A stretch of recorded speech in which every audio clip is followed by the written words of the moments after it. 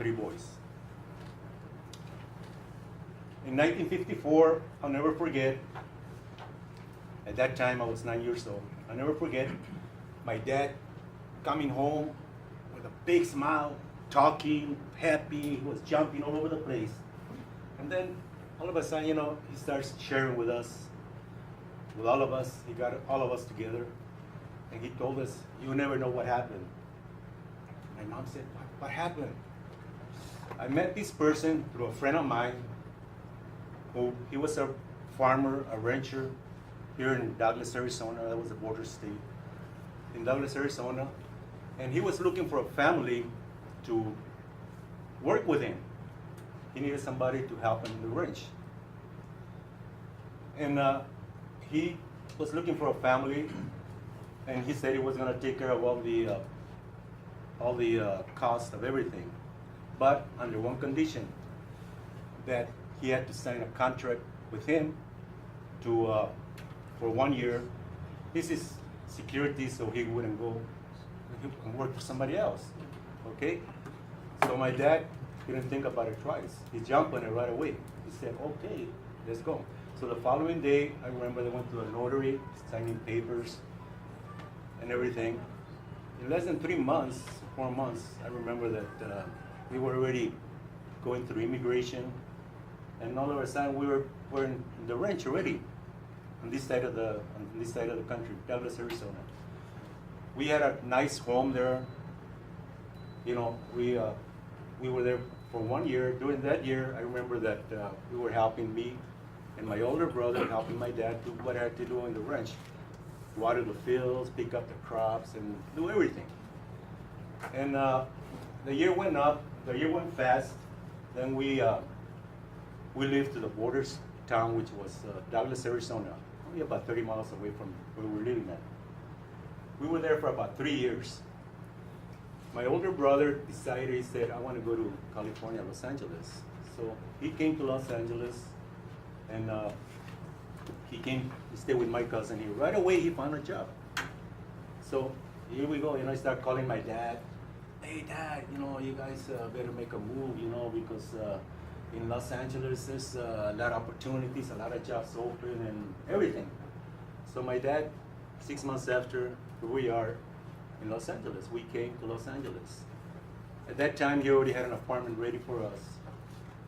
And so, my dad didn't have a problem. We started working right away. My mom started working in the garment industry as a seamstress. And my dad also, he was working as a president. So both of them were working in the same factory. My older brother was also working in the garment industry, but he became an assistant cutter to a cutting production company.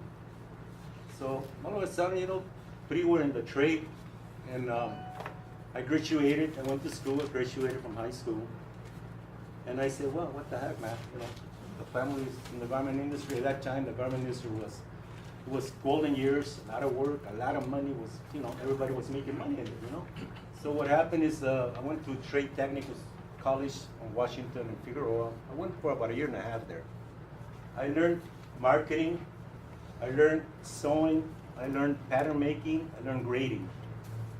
So a year and a half after going to school there, we got together. Seemed like we had a little company together where everybody knew something about the garment industry. We opened up a garment and cutting factory. We started with about 6 people. And after that, the company grew because I'm telling you, the moment was good.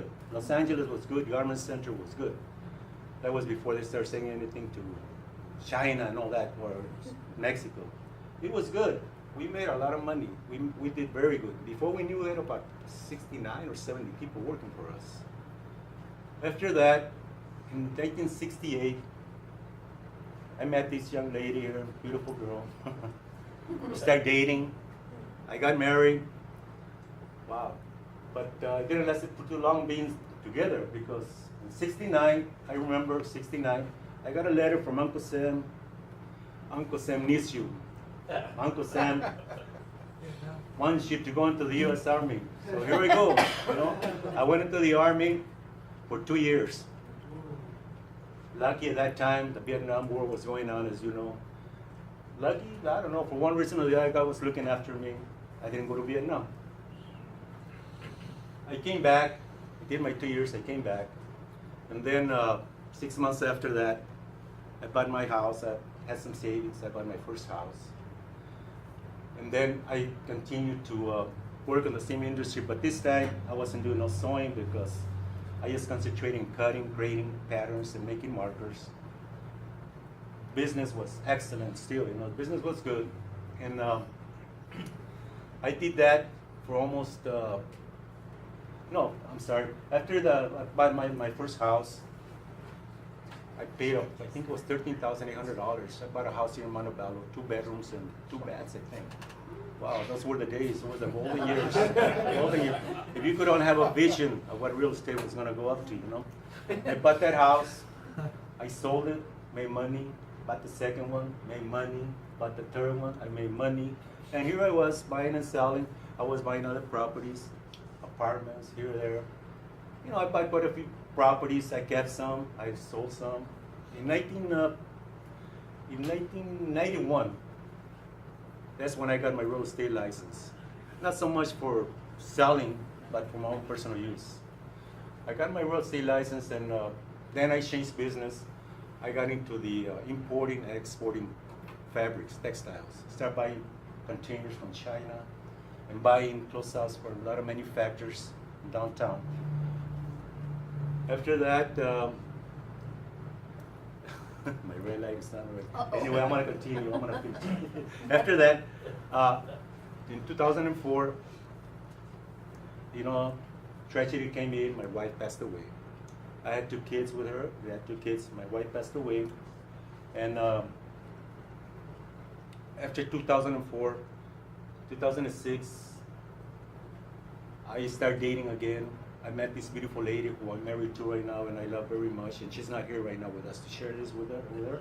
Her name is Marilyn. She's also a realtor, and that's what we're doing right now. We're buying, selling, flipping properties, and I hope that you enjoy my speech.